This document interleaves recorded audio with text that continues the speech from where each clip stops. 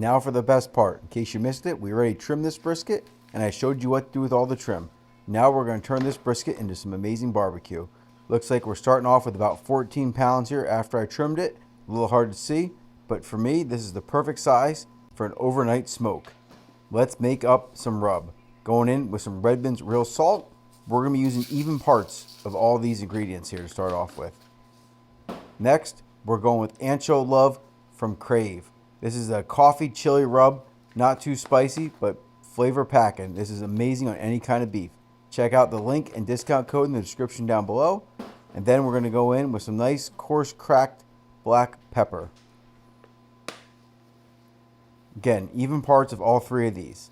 The last ingredient is going to be garlic powder, and this one we're going to put about a half a part in.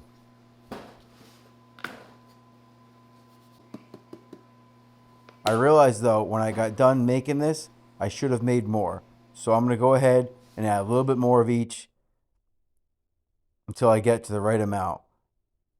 Just winging this all tonight anyways. Alright, I think we're good now. I'm going to go ahead and put the lid on and give it a quick shake. And I'll show you what it should look like when you're all done. You could go with just salt and pepper if you want. That'd be traditional, but I like adding that little bit of coffee chili rub. It helps with the flavor, the bark, and the overall appearance. That's perfect for me.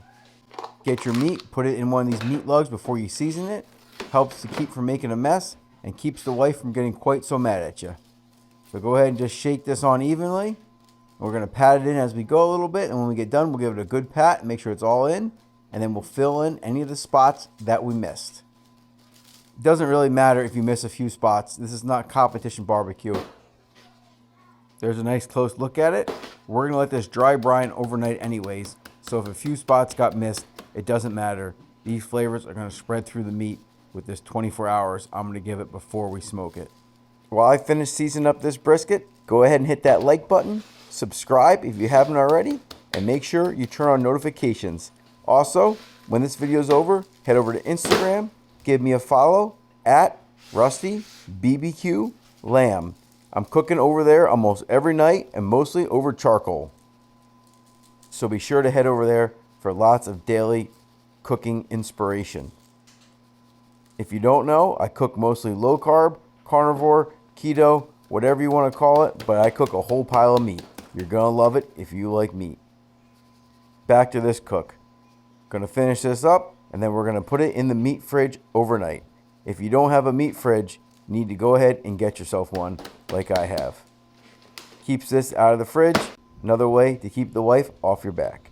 There's a close-up look at it. That's just the way I want it seasoned. You could go a little bit heavier with the black pepper if you wanted, but I wanted to make this so everybody liked it.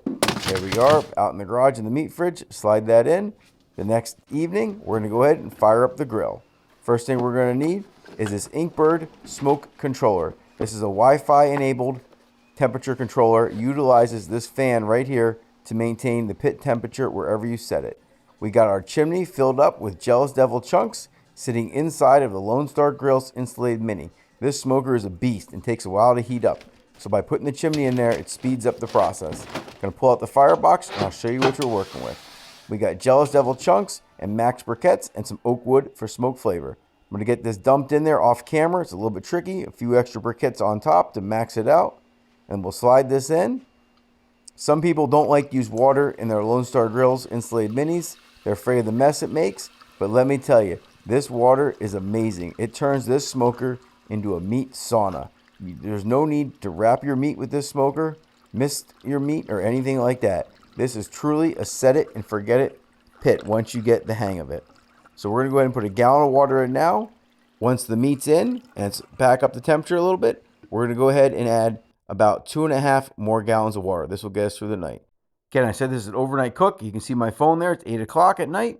Here's all that fat trim that we had. We're going to put this in an aluminum pan. We're going to slide this on the top rack, and we're going to render this down and make smoked tallow. More about that later on in this video. There's the brisket ready to go. Going to go ahead and pop that on as well. I like to put the point towards the back because I think it's a little bit hotter in that part of the smoker to help that render. I'm running 2 meat probes because I can, just to keep an eye on it, though I don't think it's that important. Next, you can see I put a wood block underneath the middle of the brisket. This will keep the juices from pooling in the middle and make sure you form a nice bark across the entire brisket. I went to bed. I woke up in the next morning after the smoker ran all night at 225. You can see by all the steam coming out here, this really is a meat sauna. This thing is amazing. We're going to go ahead and start poking this with the meat probe.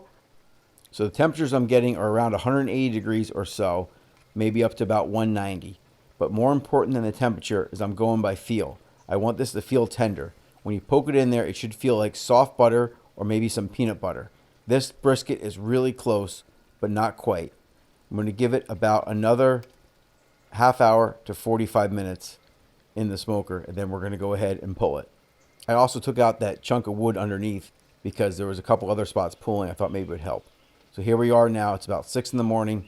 You can see that there was 197 degrees. For me, that's the perfect temperature to pull the brisket. If you haven't used this hack for pulling your meat off the smoker, you got to give it a try. Get yourself some cotton glove liners and put nitrile gloves on top. This way you can handle hot meat without burning your hands.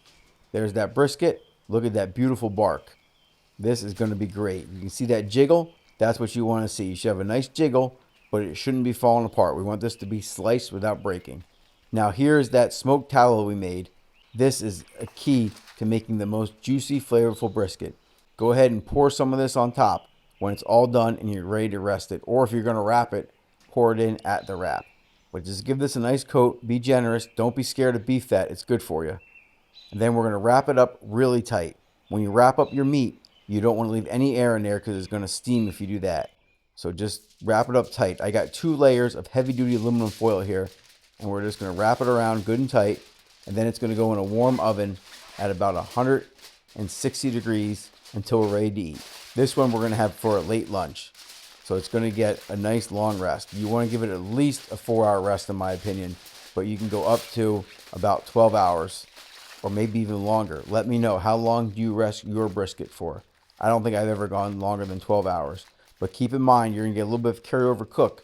So you might want to pull it a little bit earlier than you normally would if you've never done a long rest like this. Now, the moment of truth. Time to slice into this brisket. My daughter's running camera. Thank you to her.